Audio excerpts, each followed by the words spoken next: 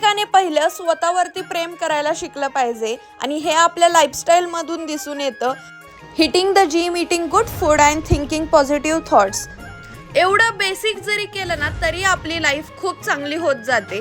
जितकं मला गावी राहायला आवडतं ना तितकंच पुण्यातही राहायला आवडतं. तसं मी जास्त करून पुण्यातच असते, पण स्वतःचे स्किल्स डेव्हलप करण्याचा माझा कायम प्रयत्न चाललेला असतो आणि नवीन नवीन गोष्टी शिकायला तर खूप आवडतात.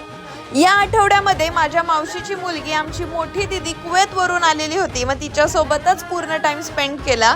दीदी घरी आली आहे यापेक्षाही जास्त तिने आणलेल्या मिठाईमध्ये मला जास्त आनंद होता. आम्ही वर्षातून एकदा भेटतो, पण आमचा बॉन्ड इतका स्ट्रॉंग आहे ना की जसं काय आम्ही रोज एकत्र आहोत. आम्ही सगळ्या बहिणी वेगळे खेळ भारतासाठी खेळलेलो आहोत, त्यामुळे मला त्या गोष्टीचा खूप अभिमान आहे. पूर्वांसोबत टाइम स्पेंड केल्यानंतर तो मला काय म्हटलं बघा.